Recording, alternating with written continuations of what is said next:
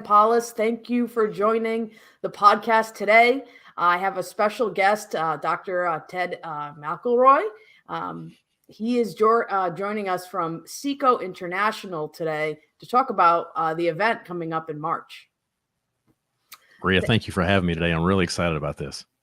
Yeah, I'm excited to have you too. I've been to SECO numerous times, and I think it's a great event, and I think that a lot of people should learn about it and see what's going on. And it's, again, 100-year anniversary. So I think it's a great time to go to Atlanta and get some great education and just see what SECO is all about. Thank you. For those of you that do not know Dr. McElroy, he's the founder of practice of Vision Source in Georgia. Numerous awards in as Young Optometrist of the Year, and has speaker bureaus for VSP, Alcon, Vision Source, among that. And writes for different magazines. But also I wanted him on the podcast today because he serves as SECO International, the chair for MedPRO360 committee, the business education program. And he has a lot of great information on that. And it's a great program. So I wanted the listeners to get more information on Med360. And also for those of you that do not know, he also co-hosts iCode Media podcast with Chris Wolf, which I've been on, and is a great podcast to listen to as well if you get a chance. So let's jump right into it. Ted, what is Med360 for the listeners that haven't been to SECO? So MedPRO360 is a program geared toward business education because, as you know, Maria, when we were all in school, we didn't get a lot of business education.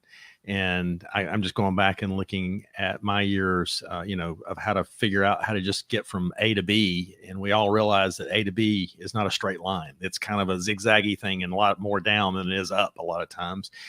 And so one of the things that we started looking at in SECO was the fact that our education, as far as the business education, which we're trying to classify more of that as opposed to just calling it practice management, it needed to have a little bit more of a home because if you're having something that's really geared toward a place where it can live, you're going to put a lot more attention to it. You're going to start isolating it in a way that it needs to have some isolation, but still not being sequestered, if you know what I mean. That way it kind of has a chance to flourish. And MedPRO360 has gone through quite a few iterations since it first started. We kind of envisioned it to be kind of more of a idea sharing program where we brought in these keynote type speakers, and we had that for a couple of years, but it wasn't getting the traction that we felt like it needed to. So our first year in New Orleans, I think it was 2019, maybe earlier than that, I can't recall exactly what year, was the first year we changed the way the program was done. We actually put it more in a way of it truly digging into business education. There was a focus on how to look at private equity and how it was changing the face of optometry. We looked at different ways of actually just managing your finances. I had Mick Kling come in, and he did a profit first education program, which was really impressive for a lot of people. And it affects so many different areas, not even just our practices, but us personally as well, because I mean, you can take a lot of these same kind of principles and figure out how to do your checkbook a little differently or something like that. So we looked at it from a point of where can this go in the future to take any type of business person, regardless of your type of practice, and give you the success that you want and the success that you look for. No, I think that's great. A lot of doctors do not have practice management. Talk to a lot of doctors in the industry, just coming out, whether it's starting a sublease or moving from sublease to private practice and a lot of them are nervous about, practice management. I just spoke with a doctor yesterday who has a sublease and looking to buy a private practice. And she told me that she's nervous about jumping to private practice because she hasn't done optical stuff, sales and things like that since optometry school, right? So going to MedPro 360 would be a great opportunity for her, I thought, just to get all that information for optical as well. So, but it's beyond just business, right? So you said private equity, and I'm sure there's optical education there too. Definitely. That's where our bread and butter comes from still. Yeah, and we also wanted this not to be just geared toward the owner doctors. We also want it to be geared toward the team, looking at it from a point of where does that practice manager fit in? Where does the rest of the team fit in? Looking at challenges that occur.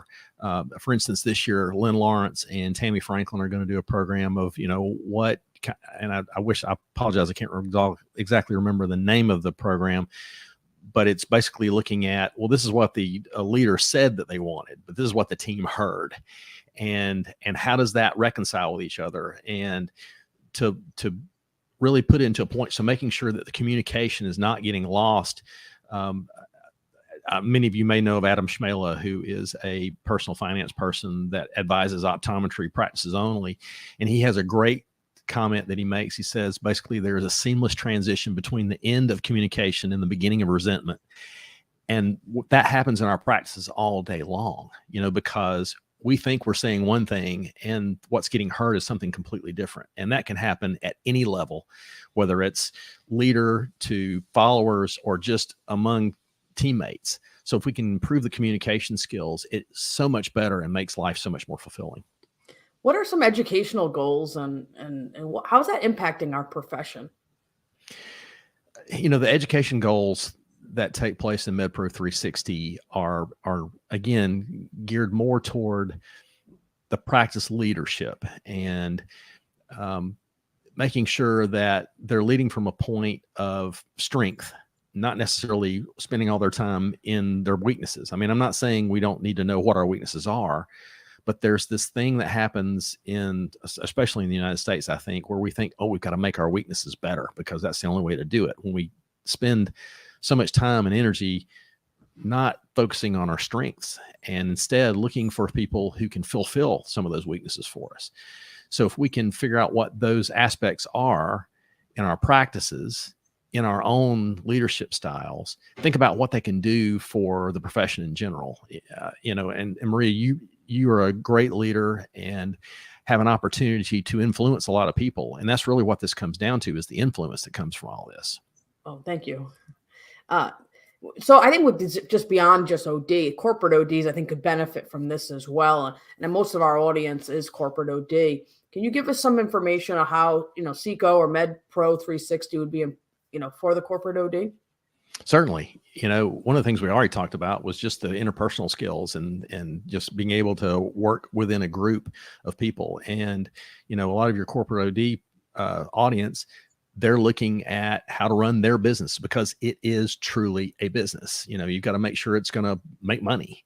And part of that is the changing ways that you're being influenced by how your lease is drawn up, or maybe how you would like to be able to bill for certain things and making sure you're getting paid for those things, the equipment that goes along with it and how to make money with that equipment. You need to know how to make sure those technical issues are working in your favor.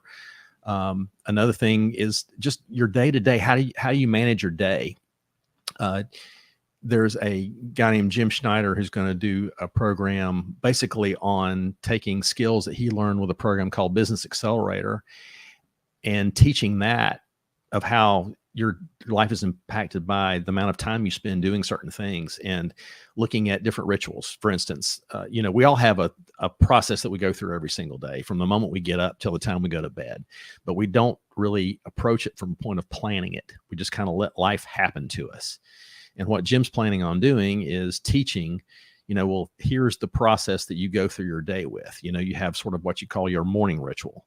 Most of the time you think you just get up, you get ready and you go to work. Well, that's not exactly how it works. And if that is the way it kind of works for you haphazardly, you can't figure out how come you're always running late or you're always just stressed out all the time. Well, he's gone through this program where he actually takes each and every little step along the way from the moment his feet hit the floor from the bed till he leaves to head out to go to work. And then that's called his morning ritual. And then after that, there's a ritual that's done called your workday startup ritual. What are the things that you do to get started at work before you get going? One of the things that he had that was a challenge for him and his wife were at the end of the day, how do you just stop the day? How do you keep how you keep from taking things home with you every single day. So there's literally a workday shutdown ritual that he goes through so he can close out the end of the day and know that at the end of the day, he's leaving with things mostly finished the way it needs to be. And then going home and having another ritual that he does at the end of the day, which is his end of the day ritual. So he's making sure that he understands that the beginning of the next day is kind of contingent upon the end of the last day. So think, one of the things we ignore most in our lives is just taking care of ourselves, not getting enough sleep, not getting enough exercise. If you're kind of letting your life haphazardly happen to you, what happens? So having all that stuff planned out ahead of time makes it significantly easier. And there's a lot of other tools that he's planning on talking about in this talk that he's going to do. But it's going to be a very impactful thing for just about anybody in any level of the practice, regardless of whether you're the owner or whether you're someone that's just part of the team. Yeah, I think practice management is so much more in what you bring to the practice, right, as well. So that's a good aspect. And just going back, like there's going to be a lot of billing, coding stuff. That's very important. A lot of ODs will ask those questions, how to get started, and then advance to medical model. Medical model has been increasingly popular in corporate optometry because doctors don't make money from optical sales, so they need to increase their per patient transaction. That's one great way to do so. I get a lot of questions about it in the group, and something like this, a crash course that you can get in 3-4 days, get all the information you need is, I think, so important. What are some trends you're seeing in practice management over the last couple of years? Some of the trends are really trying to look at better ways to delegate, how to get more done without having to basically kill yourself doing it, and part of the problem is we don't know how to delegate very well. We tend to think that, again, it kind of goes back to, I thought I said this, when actually what actually happened was this, because of that miscommunication. So looking at ways to better delegate our teams that we work with. And I'm sure, especially in the corporate optometry realm, you're dealing with two separate teams. You've got your own team where you're working through taking care of your guests, making sure that the appointments are taken care of in a timely manner, and then making that transition into the optical that, you really don't have as much control over. So making sure that that handoff takes place in a way that you, the doctor, are controlling that particular part of the transaction. So it's more of a relationship build as opposed to it being just transactional. Also making sure that people understand how important it is that they're coming back to you to get the care that they need. And, that you're able to bill, as you were talking about earlier, you'll be able to bill that for them as opposed to them having to go outside on their own or coming out of their pocket to take care of it. And the power that brings you as a practitioner and as a business owner is incredible. How do you guys select education for this event each year? Do you have like a committee that gets together? How do you guys do that? Because it seems like it's fresh, new content every year that I come. I think SECO is top notch when it comes to education. Yes, there is a committee, and it's led overarchingly by Dr. Paula Jamian, who is not only a good friend of mine, but also a very big mentor of mine. When I was going through optometry school, I spent as I refer to him, 3 of the toughest months of my life was under his tutelage at the Omni Eye Center in Atlanta. And I learned more about disease care and how to take care of those parts of the patient than I probably learned almost the entire time I was in school, because it was just rapid fire, constantly one person after the next, making sure you were taking care of those people in a timely manner. But you learned a ton. And when I came out, just the confidence that I had to be able to take care of our guests and our practice the way it was incredible. I couldn't thank him enough for what he did for me. But he has had a really tap into what the newest trends are in education, what the newest trends are in disease treatment. He's exposed himself to so many different things that a lot of us would never have had the opportunity to, just because of the way he began his practice. Coincidentally, not many people know this, but he actually started off thinking he was going to be doing COVD versus doing pathology.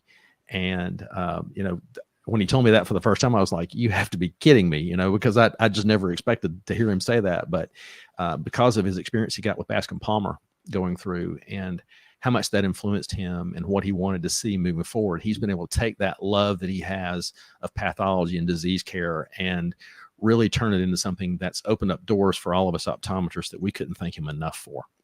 But because of that, he's also made some great connections with people over the years. And he's exposed himself to the ability to be able to find some of these new speakers that you probably don't see at a lot of the meetings. They come to us from recommendations.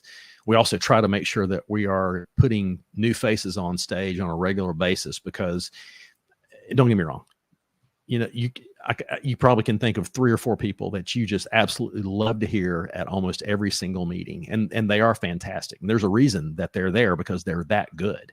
But if that's all you ever heard, sooner or later, you're going to burn out on it. So it's important to have some of those new faces and those new voices that are driving the way education is being done, that are driving the way you learn, and just being told a different story. Having you on our stage last year, Maria, I mean, that kind of thing is really incredible to have new faces. And so we appreciate having that type of aspect to our practices and to our education. Yeah, I mean, it was an honor. And fun fact for the listeners, SECO was the first avenue or event that took in a corporate optometry lecture, how to get started on a sublease and things like that. So SECO is innovative in new things, and now others have accepted the content too. So, but SECO was the first, and we had a few doctors sign up, and because it's a lot of content, a lot of information that's not out there. So it was great to be able to speak on that, and did do some social media stuff in the past as well, which is important. That's part of your business to grow. So there are a lot of new content that's out at SECO. What is different this year with it being the 100 years of SECO? Oh my gosh. Just being able to reflect back on, what our past successes have been, where we're currently, but also looking to the future of where we see things going. One of the programs, actually, we're going to do some fun stuff that are education that are more, I don't want to say it's necessarily infotainment, but it definitely is going to be educational and entertaining at the same time. We're going to do one program on site where it's going to be sort of some fun and games that I'm going to get to do. And we're going to just talk about how to deal with stress, and I'm going to take a lot of what I learned from a program that I spent a lot of money to learn how to handle my stress a lot better and how to handle my time and my day better. And we're going to play some games between some of the talking, and then we're going to get back at the talking again. So it's going to stretch out for a couple hours, but it's going to be a lot of more fun as opposed to just always talking about the education. But yes, we're going to hit all the high points. We're going to make sure Cope stays happy with what we're going to do in a way that they're going to learn something. Yeah. So practice management goes beyond just, everything that we talk about. It's really doctor versus CEO, right? So when you're the owner, you're the clinical doctor, and now you're the CEO of the practice. So this platform at SECO, MedPRO360, I think gives you all those different layers of practice management to make you a better CEO in your practice. Where do you see this heading with this conference and maybe future conferences as being this, the CEO of your practice instead of the doctor owner? Well, one of the things we have to do is we've got to look outside of our profession. And I think that's one of the reasons why a lot of the speakers that we're getting on our stage is because they do tend to look on the outside of what's going on outside of our profession. That influences a lot of the education that they bring back in, because those successes that they saw outside of their practices, they're actually seeing and then taking that back into their practice and applying it. So that's part of what was going on. I think that's probably the most important thing, because we have become, or in years past have become, very siloed. We spend a lot more time just talking to each other, and that becomes a very unfortunate thing because we're not opening ourselves up to the possibility that there's something else out there. And I think actually that was one of the blessings that came out of COVID, was the fact that what did this make possible? What kind of things, even though this is tough, this is going to be hard, but what does this make possible? Well, it gives me an opportunity to sit back and see what I'm not doing or what I'm not learning, and who has that knowledge? Well, maybe is it outside of my profession? And so we would like to see, as much as we can, try to bring people who really aren't optometrists into our meeting to talk to us about some of those business ideas and things that they've learned, so that not only is our business acumen sharpening, I would hope that we rub off on them a little bit, that they take it back to their practices and their businesses as well. No, I think that's great. I was a guest on a podcast last couple weeks ago, and they asked me, like, how do you keep up? And I read magazines and things outside our profession about business, because it's a different perspective on how to see stuff. Sometimes we all have the same ideas and we just keep on giving out the same advice and things like that. It's the same thing with speakers. It's trying to get different people and get a different point of view, and just, one might relate to one person, might relate to another. And having that outside perspective looking in sometimes gets you a better image of your practice too. Like, my husband's an engineer. And so if I asked him about something, he looks at it differently, and he looks at it probably like my patients look at it, right? Yeah. Like you said, you say something, they hear something else. And I think that's important to see it, and just kind of, I say, clean your lenses, clean your vision up, to kind of see it a little differently. And it's just a way to kind of think like your customer. Why would your patients want to come in to see you as a practice, but also customers for the optical, right? So right. I think those are important skills to take into their practice. And I think MedPRO360 would be a great resource for a lot of doctors to go to SECO and get information. What are some other programs outside the annual Congress about MedPRO360 that we didn't talk about? One of the other things is a possibility for especially people who are getting the Graham package. I believe that's the title they're using for it. You've got access to video content. Let's say you didn't have an opportunity to go listen to a speaker that you wanted to. A lot of this stuff is going to be captured and put onto SECO University, which is another great tool that you can use throughout the year. Or if you're like me, sometimes once isn't enough. You need to hear it 3 or 4 times before you really get the impact out of it. Because maybe you just didn't quite pick up exactly what the speaker's intent was, or maybe there was this one thing you were writing feverishly and they went on to another topic while you're writing it down and you just missed it. So having that ability to go back and listen to SECO University or see the content that's been taped, it really makes it recorded.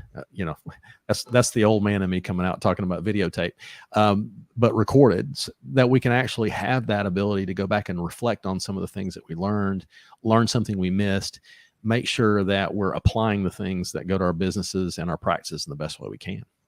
Yeah, I think it's important. That's another big thing from COVID, that things have shifted, right? Online CE. So the doctors that aren't able to attend, they have that information and they have it whenever they want to do it.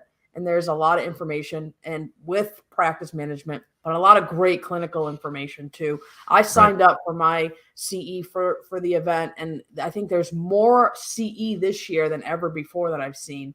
You can kind of really pack in CE in a few days if that's what your goal is, to go. But also the marketplace, I find, for technology and things like that has been tremendous for me to go play with this technology, talk to the reps, see how I can incorporate it into my practice. So that is something I think of value too. And you get some discounts from the vendors at these events that you might not get just calling them to come to your office as well. Maria, that's a great point you make, because we tend to think that education only happens in the classroom, and it doesn't. I mean, if you're not taking advantage of some of the education you can get standing in a booth, talking to a vendor about their product, and I'm talking about every single level, from a mom and pop, real small business that's trying to make it just like we are, all the way up to, your larger companies, your Optoses and those things. There's a wealth of education you're going to get from those people, and just standing around in the booth and, bumping into your buddies that are walking up about the same time you're talking about it. And, I'm using this. Well, how are you? Oh my gosh, I never even thought about using it that way. Because there are a lot of quote unquote off-label things you can do with some of these pieces of technology that you would bring into your practice, and that opens a door that you've never thought possible before. So definitely spend a lot of time in the exhibit hall, but you are correct. The savings that you get from the vendors during an event like this is like no other. Yeah. I go to events, I've gone over the years, and I think you can say the same. Is the relationships you build, networking is tremendous. If you're a young OD, you want to buy a practice, you want to talk to someone about a sublease, you want to get information about something, you want to be a speaker you go to the events. That's how you start, right? You network, right. You talk to other doctors, you find a mentor. These events are much more than just education and practice savings. The other thing too is, they have parties every night, right? They have it a good event. A lot of these companies are sponsoring these events. I know every night SECO has something planned, and I'll post in the Facebook group about those events as well. And it's just a great time, and camaraderie, and meeting other optometrists, and getting your education that you need, and having a couple of drinks and have a good time. Yeah, because if you're not having any fun, why bother? It needs to balance out. It truly does. Because let's face it, it's hard work sitting there listening all day long to somebody like me all day long. You need to be able to relax a little bit. But again, I can't tell you how many things I've learned just sitting around a table talking with a bunch of people about something. And I may have spent all day in education, and the thing that I learned sitting across the table from them at dinner put way more money to my bottom line than it did sitting and listening to it. I'm not saying the education is not great. It is. Or maybe something that was said in that education and the discussion that takes place sparks an idea that comes about. It's what happens sometimes in the hallway is definitely as important as what happens in the classroom. No, it's great because doctors will connect, they'll network, they'll talk about what's best practices. And that's how I've gotten some great ideas to grow my practice over the years, and other things on how to scale. So, but it's been going to these conferences too, and just networking with, key opinion leaders and people that are experts in their industry on certain topics, and getting their advice and seeing where you stand, right? Because I always come out better after the meeting. Or if I don't feel that I'm comfortable, then I'm like, okay, I need to do more work to get better. And it really challenges you. The meetings, it's a great time to challenge yourself and see what others are doing, and see how you can, bring it back to your practice, and just get better. I always say, if you think you're doing well, then you're not. You're not. You got to continue to get better. And best way to do it is at the national level. See what other doctors are doing, and different points in their career, right? New start, older practice, private equity, corporate, whatever. Everyone has a different perspective. It's just a way to learn, and just take what you can from them and what their successes are. Because sometimes some things could work and some might not. But why not get as much information as you can from colleagues? People want to share. People want to collaborate. We want. Why not help each other? It helps the profession, right? Right. We build the profession, and we have so much great stuff coming out with lasers and change the scope of practice, and get so much information at these conferences and workshops and things like that on these things. So as me, I'm not a young OD anymore. So my older doctor that so if we get, hopefully in Rhode Island, lasers, then I need to go get that certification. I need to learn more. And then that's very important, right? So these events, have a lot of this great information. And it's a whole package of optometry on whatever you want from it. So one of the things that you sort of hit on, too, about the cutting edge side of things on optometry that happened, and a lot of it was started with SECO. And I don't know what the year was, and I don't know all the circumstances. It was before I had graduated from optometry school, but there was a foreign body course that was taught at SECO. Pretty much before most anybody in the country we even had the legal ability to do it. It certainly wasn't happening in Georgia. And the course was taught, and we had to fight an injunction in Georgia to be able to teach that course, and we won. So having a course that was being done when people were pushing against optometry to not allow them to do those kind of things are exactly what has made this program so strong and so powerful. And, and having people like you coming from outside of our SECO states, because SECO is no longer really just a regional meeting. It's something that, it's a nationwide meeting. And because of the people that we brought to speak, but also because of the people that have come to attend. And we're so thankful that people like you are coming to our meeting. Yeah. Thank you so much. Thank you so much for coming on the podcast today. Great talk, great information about SECO and MedPRO360. I hope the listeners got a lot of great information from it as well.